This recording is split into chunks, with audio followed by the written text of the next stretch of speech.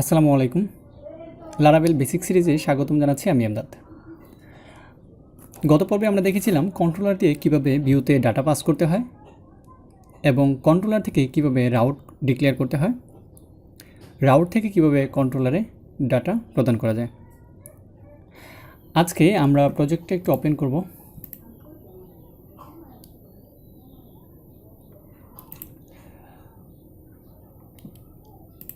তো আমরা এতদিন যে কাজটা করতাম সেটা হচ্ছে টার্মিনাল ব্যবহার করে পিএইচপি আর্টিসান সার্ভ লিখতাম।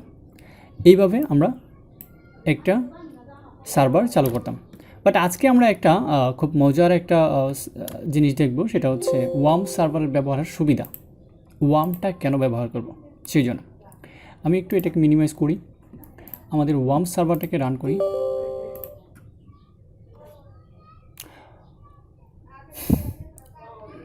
ওয়াম্প সার্ভার। সো যখন এটা সবুজ হয়ে যাবে তখন বুঝতে হবে যে সবগুলো সার্ভার চালু হয়েছে, সবগুলো সার্ভিস চালু হয়েছে। দেখেন লেখা আছে অল সার্ভিস রানিং। ওকে, সো এইটার মধ্যে আমি লেফট কি দিয়ে একটা ক্লিক করব। এরপর আমরা এখানে কতগুলো অপশন দেখতে পাবো, লোকাল হোস্ট, পিএইচপি মাই অ্যাডমিন, তারপর অ্যাডমিলার, তারপর your virtual host or directory. আমি যদি চাই এটা ডিরেক্টরিতে সরাসরি প্রবেশ করার জন্য, তাহলে এটার মধ্যে ক্লিক করলেই খুব সহজেই আমি এটার মধ্যে চলে যেতে পারি। অথবা আমি যদি আরও অন্যান্য অপশনগুলো দেখি, মারিয়াডিবি এটার মধ্যে দেওয়া আছে, পিএইচপি দেওয়া আছে, অ্যাপাসি দেওয়া আছে, সব কিছু দেওয়া আছে। আমরা আজকে যে কাজটাকে দেখব সেটা হচ্ছে ভার্চুয়াল হোস্ট। আমি এখানে ভার্চুয়াল হোস্ট ম্যানেজমেন্টে আসলাম। এখানে এসে আমি দেখব বেশ কিছু অপশন। সো আমি যে কাজটা করব সেটা হচ্ছে এইটাকে টেস্ট যে ফোল্ডারটা আছে বা আমাদের প্রজেক্ট ফোল্ডার, রাইট ক্লিক করব, শিফট চেপে, তাহলে আমি এখানে কপি অ্যাজ পাথ এই জিনিসটা পাবো। এবার এখানে আসব, এসে আমি এই উপরেরটার মধ্যে আমি একটা নাম দিব, একটা ওয়েবসাইটের নাম। যেমন আমার এই প্রজেক্টটা টেস্ট প্রজেক্ট, সো আমি ডট টেস্ট ছাড়া আপনি আপনি অন্য যে কোনো নাম দিতে পারেন, কিন্তু সেটা অবশ্যই মনে রাখতে হবে যেন অন্য কোনো ওয়েবসাইটের নামের সঙ্গে না মিলে যায়। যেমন .com দেওয়া যাবে না, .net দেওয়া যাবে না, পপুলার যে ডোমেনগুলো আছে সেই নামগুলো অবশ্যই ব্যবহার করা যাবে না।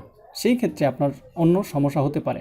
সো সবসময় আমরা .test দিই, কারণ টেস্ট নামে কোনো ডোমেন আন্তর্জাতিকভাবে নেই। আর এর আগে আপনি ইচ্ছা করলে যে কোনো নাম দিতে পারেন।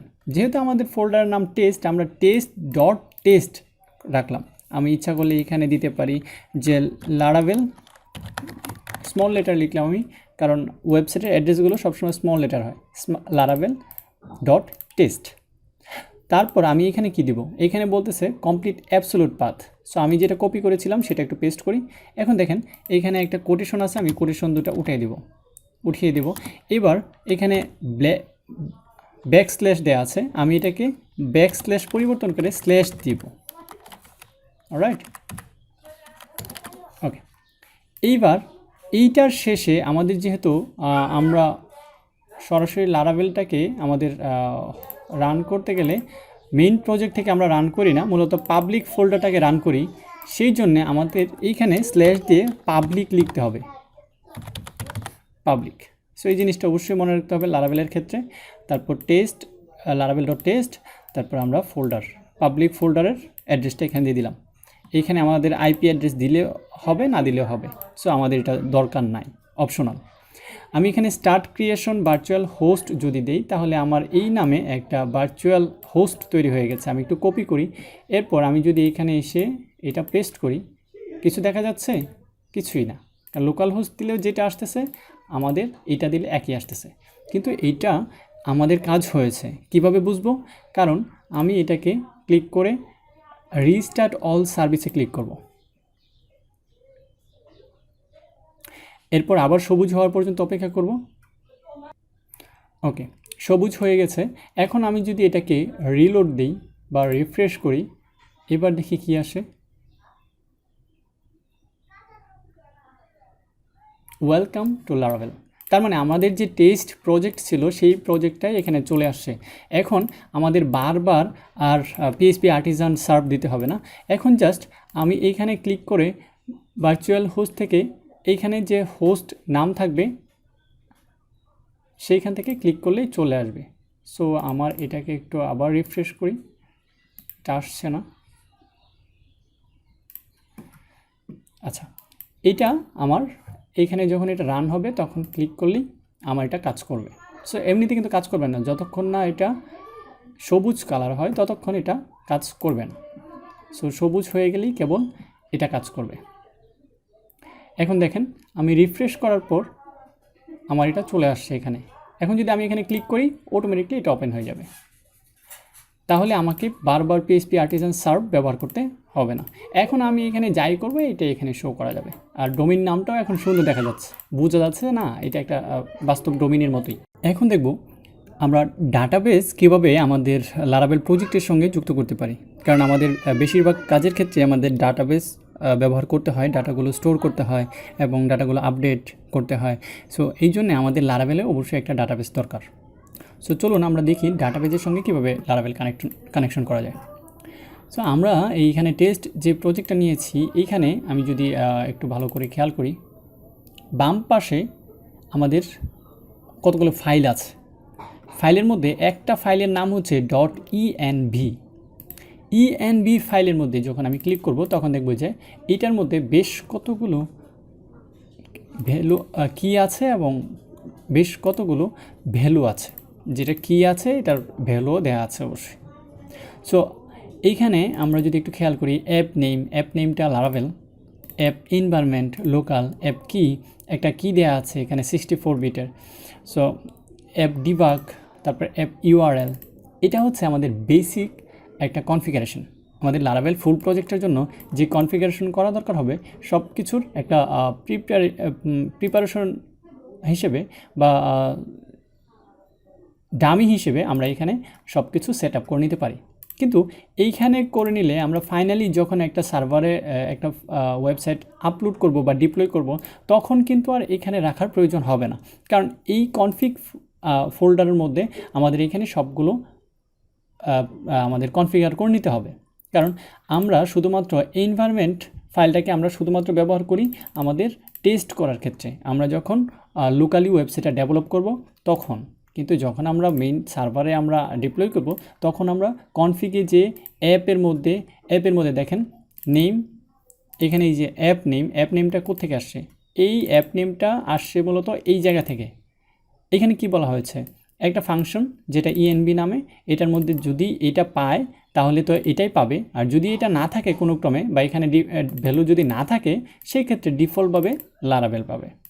ঠিক একই রকমভাবে ইএনবিটা এনভায়রনমেন্টটা কী হবে, এনভায়রনমেন্টটা ডিফল্টভাবে দেওয়া আছে এখানে লোকাল, আর যদি ডিফল্ট শেষ হয়ে যায় প্রোডাকশন চলে যাবে। ঠিক তেমনি ডিবাগটা কি হবে নাকি হবে না। ডিবাগ মানে হচ্ছে আমরা আমাদের ওয়েবসাইটে কোনো এরর আসলে সেটা কি শো করবে নাকি শো করবে না। পাবলিক আমাদের যদি ফলস করে দিই তাহলে এররটা শো করবে না, কারণ পাবলিকে আমাদের এরর দেখুক আমরা সেটা চাই না। যখন আমরা ডেভেলপমেন্টের কাজ করব তখন শুধুমাত্র ডিবাগটা অন করে নিব। ইউআরএলটা কি হবে সেটা ওয়েবসাইটের অ্যাড্রেসের নাম হবে, অ্যাড্রেস ইউআরএলটা কি হবে সেটা অটোমেটিকলি হবে। সো এরকম আমাদের ল্যাঙ্গুয়েজ, টাইম জোন, অন্যান্য আরও অনেক কিছু আছে এখানে সেট করে নিতে হয়। তারপরে এই যে সার্ভিস আছে এইখানে বেশ কিছু আমাদের সেট আপ করে নিতে হয়। এখানে সব কিছুই মূলত আমাদের সেট আপ করে নিতে হয়, সেটা অবশ্যই আমরা যখন ফাইল আপলোড করব অনলাইনে তো তার পূর্বে। এখন আজকে আমরা যে জিনিসটা দেখতে চাচ্ছি সেটা হচ্ছে ডাটাবেস। সো ডাটাবেস নিয়ে এনভায়রনমেন্টে কী আছে আমরা একটু দেখি। এইখানে একটু লক্ষ্য করেন, এখানে আছে ডিবি কানেকশন, যেটা কানেকশনের নাম দেওয়া আছে মাই এসকিউএল। ডিবি হোস্ট একটা লোকাল হোস্টের একটা অ্যাড্রেস দেওয়া আছে, ডিবি পোর্ট এটা, ডাটাবেস নেম, ইউজার নেম এবং পাসওয়ার্ড। সো এই জিনিসগুলো দিলে আমি কোথায় পাবো, এই জিনিসগুলো ঠিক একই রকমভাবে এখানে খেয়াল করেন ডাটাবেস নামে একটা পিএইচপি ফাইল আছে। এই ফাইলে যদি আমি ওপেন করি তাহলে এখানে শুরুতেই যে জিনিসটা দেওয়া আছে ডিফল্ট ডাটাবেস কানেকশন যেটা আছে সেটা হচ্ছে মাই এসকিউএল। যদি এই ডিবি কানেকশনটা পায় এখানে অন্য নাম তাহলে তো সেটাই কাজ করবে, আর যদি না পায় সেক্ষেত্রে মাই এসকিউএলটা ডিফল্টভাবে কাজ করবে। এখানে দেখেন আরও অনেকগুলো কানেকশন আছে, যেমন SQLite, MySQL, PG SQL, SQL server. So এই ধরনের বেশ কতগুলো আমাদের এখানে ডাটাবেস সার্ভার রয়েছে। সো আমি যে কোনো একটাকে এখানে ব্যবহার করতে চাইলে আমি জাস্ট এখানে নামটা লিখে দিলেই হবে, তাহলেই হবে। সো আমি যদি চাই SQLite ব্যবহার করার জন্য সেটাও ব্যবহার করতে পারি, আমি যদি চাই MySQL ব্যবহার করার জন্য সেটাও ব্যবহার করতে পারি। কিন্তু আমরা যেহেতু রান করেছি ওয়াম্প সার্ভার, সেই জন্য আমাদের ওয়াম্প সার্ভারের জন্য শুধুমাত্র এই MySQLটাই সাপোর্ট করবে।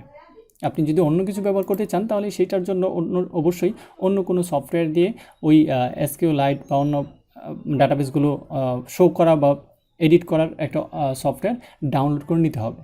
কিন্তু MySQL শুধুমাত্র আমরা সহজ এবং ওয়ার্ম সার্ভারের সঙ্গে সংযুক্ত থাকে, সেই জন্য আমরা এটাকে ব্যবহার করব। সো এইখানে MySQL অবশ্যই আমাদের কানেকশন নেম থাকবে, ডিবি হোস্ট আমাদের পরিবর্তন করার দরকার হবে না, পোর্টটাও এটাই থাকে, ডিফল্টভাবে এই জিনিসটা থাকে। ডাটাবেস নেম, এখন আমাদের যে জিনিসটা করতে হবে সেটা হচ্ছে ডাটাবেস নেম। এটা আমরা কোথায় পাবো? এইটা পাওয়ার জন্য আমি এইখানে ওয়াম্পে ক্লিক করলাম, তারপর PHP মাই অ্যাডমিনে ক্লিক করব। এরপর আমাদের একটা অপশন এখানে চলে আসবে, এখানে ইউজার নেম ডিফল্টভাবে একটা ইউজার নেম দেওয়া থাকে, সেটা নাম হচ্ছে রুট, পাসওয়ার্ড হিসেবে কিছুই দেওয়া থাকে না। সো আমি যদি গোতে ক্লিক করি তাহলেই অটোমেটিকলি এটা লগ ইন হয়ে যাবে। এখন দেখেন চলে আসছে। সো এইখানে আমাদের কতগুলো ডাটাবেস স্কিমা এবং ডাটাবেসগুলো সংরক্ষিত আছে। এই জিনিসগুলো ডিফল্টভাবে থাকে, এখানে কয়েকটা আমার নিজস্ব বানানো আছে। সো নিউতে যদি ক্লিক করি তাহলে আমি নতুন বানাতে পারবো। এখন আমি যে কোনো একটা নামে ডাটাবেসটা ক্রিয়েট করতে পারি। আমাদের প্রজেক্ট নাম এর সঙ্গে মিল রেখে বানালে আমাদের জন্য সুবিধা, বুঝতে সুবিধা হবে। যেহেতু আমাদের প্রজেক্টের নাম টেস্ট, আমরাও এটার নাম দিচ্ছি টেস্ট দিয়ে এখানে অনেকগুলো অপশন আছে, আমাদের এটার চেঞ্জ করার প্রয়োজন হবে না। ডিফল্টভাবে আমরা ক্রিয়েটে ক্লিক করব। ডাটাবেস এক্সিস্ট, এখানে দেখেন ডাটাবেস এক্সিস্ট। সো ডাটাবেস যেহেতু এক্সিস্ট আছে তাহলে আর আমার কিছু করতে হবে না, আপনি ক্লিক করলে অটোমেটিকলি ডাটাবেসটা ক্রিয়েট হয়ে যেত। যেহেতু আমার এটা তৈরি করা আছে সেই জন্য আর হবে না। আপনি চাইলে নতুন অন্য কোনো নামে করতে পারেন, বাট আমার এটা যেহেতু একদম ব্ল্যাঙ্ক ফাঁকা টেবিল ডাটাবেসটা, সেক্ষেত্রে আমি এটার মধ্যেই কাজ করতে পারি। তাহলে ডাটাবেস নেমটা কি পেলাম আমরা? টেস্ট, ইউজার নেম কী আছে? রুট, পাসওয়ার্ড কি আমাদের আছে? না। তার মানে এটা যদি আমি সেভ করি, সেভ করার পর আমি যদি এটার মধ্যে যাই তাহলে কোনো চেঞ্জ দেখতে পাবো না, কারণ আমাদের ডাটাবেস কানেকশন হলেও বুঝতে পারবো না, না হলেও বুঝতে পারবো না। কিন্তু আমরা বুঝবো কি করে? আমাদের এইখানে একটা ডাটাবেস নামে ফোল্ডার রয়েছে, দেখেন এই ফোল্ডারের মধ্যে ক্লিক করি, এইখানে মাইগ্রেশনস নামে কিছু আরেকটা ফোল্ডার আছে, এইটার মধ্যে ক্লিক করি। এবার প্রথমটার মধ্যে যদি এখানে দুইটা ফাইল ডিফল্টভাবে দেওয়া আছে, আমি প্রথমটা যদি ওপেন করি তাহলে এখানে কি আছে? ক্রিয়েট ইউজার টেবিল নামে একটা মাইগ্রেশন আছে, যেটা এক্সটেন্ড করছে মাইগ্রেশনে, এবং এটার মধ্যে একটা আপ ফাংশন আছে, একটা ডাউন ফাংশন আছে, যেটাকে আমরা মেথড বলছি। স্কিমা আবার এইখান থেকে অ্যাড করা হয়েছে, যেটার মধ্যে আরেকটা স্ট্যাটিক ফাংশন ক্রিয়েট, সেটা ব্যবহার করছি আমরা। এটার নাম হচ্ছে ইউজার্স। এটা টেবিল, আমাদের টেবিলের মধ্যে যে ফিল্ডগুলো থাকবে আমাদের ডাটাবেসের মধ্যে, সেই ফিল্ডগুলো আমাদের এখানে তৈরি করতে হয়। আইডি নামে একটা ফিল্ড থাকবে, স্ট্রিং নামে আরেকটা ফিল্ড থাকবে যেটার নাম হবে নেম, আরেকটা থাকবে ইমেল, আরেকটা টাইম স্ট্যাম্প থাকবে। টাইম স্ট্যাম্পটা বলতে সময়টাকে মিন করা হচ্ছে, সময়ের যে ইয়ার থাকে সেকেন্ড, মিলি সেকেন্ড সহ, সেটাকে বলি আমরা টাইম সেকেন্ড। এটার নাম হচ্ছে time stamp. Email verified at string, এটা বেশ কতগুলো জিনিস, এইগুলো নিয়ে আমরা ডিসকাস পরবর্তীতে করব। আপাতত যদি আমি আমাদের কমান্ড লাইনের মধ্যে যদি PHP artisan migrate, যদি আমরা PHP artisan migrate মানে কমান্ডটাকে আমরা এন্টার করি, তাহলে যদি আমার ডাটাবেস কানেকশনটা সঠিক হয়ে থাকে তাহলে সাকসেসফুলি টেবিল ক্রিয়েটেড দেখাবে। যদি কোনো রকম প্রবলেম হয় সেক্ষেত্রে আপনার বুঝতে হবে যে ডাটাবেস কানেকশন ঠিকমতো পাচ্ছে না কিংবা অন্য কোনো সমস্যা আছে। সো সেটাকে অবশ্যই চেক করে নিতে হবে, আর নয়তোবা এখানে সুন্দর করে চলে আসবে। আচ্ছা, এরপর আমি যদি এখন ডাটাবেসটা ব্রাউজ করি, ডাটাবেসটা এখানে ছিল, এখন যদি আমি এই জায়গাটা রিলোড দিই, এইখানে দেখেন তিনটা টেবিল ক্রিয়েট হয়েছে। একটা হচ্ছে ইউজার্স, যেটার মধ্যে আমরা যে ফিল্ডগুলো দিয়েছিলাম সবগুলো ফিল্ড এখানে আছে। তারপর মাইগ্রেশনস, এটা লারাভেলের ডিফল্টভাবেই আসবে। ফেল্ড জব, আমাদের এইখানে যে আরেকটা ফাইল ছিল সেটার নাম ছিল ফেল্ড জব, সো এটার মধ্যে এটা দেওয়া ছিল, এই জন্য আমাদের এটা। দেখেছেন কত সুন্দর করে লারাভেলে আমরা ফিল্ড তৈরি করতে পারছি। এই সুযোগটা কিন্তু অন্য কোনো সফটওয়্যারে নেই। অন্য সফটওয়্যারগুলোতে কী করতে হয়, এইখানে ইনসার্ট করতে হয়, ইনসার্ট করে কয়টা সেটা, তারপর আমাদের টেবিল বানাইতে হয়, বেশ এখানে অনেক ঝামেলা করে করতে হয়। আর লারাভেলে এটা খুব সহজে সিম্পলি অটোমেটিকলি করা যাচ্ছে এটার মাধ্যমে। তার মানে আমরা বুঝতে পারলাম এবং খুব সুন্দরভাবেই আমরা ডাটাবেজের সঙ্গে কানেকশনটা ক্রিয়েট করতে পারলাম। আজকের পর্বে আমরা এইটুকুই দেখব। আমরা পরবর্তীতে দেখব যে ডাটাবেজে কীভাবে আমাদের ডাটা পাঠাতে পারি কিংবা ডাটাবেজ থেকে আমাদের ডাটাগুলো নিয়ে আসতে পারি। সো ভালো থাকবেন সবাই, সুস্থ থাকবেন।